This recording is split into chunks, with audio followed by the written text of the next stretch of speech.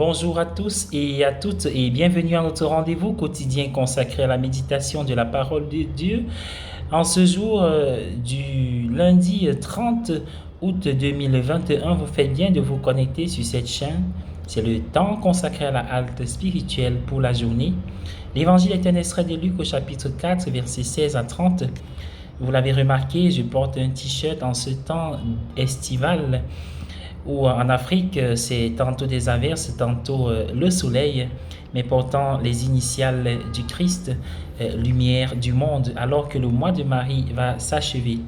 L'esprit des auditeurs était fixé au loin dans l'évangile de ce jour. Ils ne s'attendaient pas à ce que quelque chose se produise ici et maintenant. Cyril d'Alexandrie a écrit: les Israélites avaient l'habitude de dire que les prophéties concernant le Christ étaient accomplies, soit dans la personne de certains de leurs rois les plus glorieux, soit dans celle des saints prophètes. Fin de citation. Mais ils étaient incapables de se rendre compte que ce qu'ils entendaient était écrit sur l'homme qui se tenait devant eux. À son sujet, ils se demandaient seulement comment ils pouvaient lire sans avoir été instruits.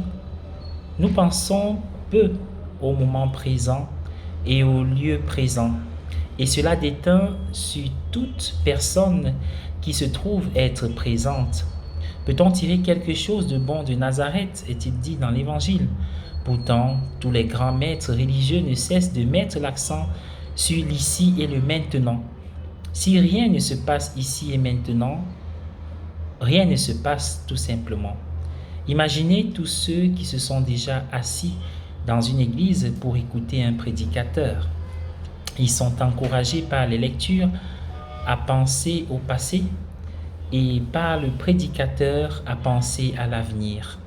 Dans mon enfance, un vicaire avait l'habitude de prêcher tout le temps sur la prochaine vie. La vie actuelle du village était rarement mentionnée. Dans cet état d'esprit, qu'advient-il du présent? Avec le passé, il est en quelque sorte oublié. L'esprit se tourne alors vers l'avenir. Ce serait un thème intéressant à suivre. Le présent est-il le même pour tous? Pas vraiment, je pense. Imaginez la situation suivante. Quelqu'un dans le village est monté en haut d'un arbre et voit un cheval arriver, alors que moi, assis au pied de l'arbre, je ne le vois pas. Pour moi, je dépends de l'endroit où je me trouve. Et oui, le cheval de ma vision, selon mon prisme, est encore l'avenir. Mais pour la personne au sommet de l'arbre, c'est le présent. Le présent dépend de l'endroit où l'on se trouve.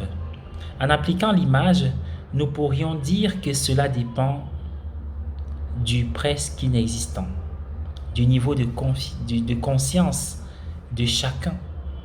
Pour les personnes ayant un faible niveau de conscience, il n'y a pas de présent. Pour Jésus, il est immensément grand. Pour les auditeurs de Jésus, le royaume de Dieu était lié à un avenir lointain. Pour Jésus, il était déjà en train d'être inauguré. Aujourd'hui, cette écriture s'accomplit dans nos oreilles.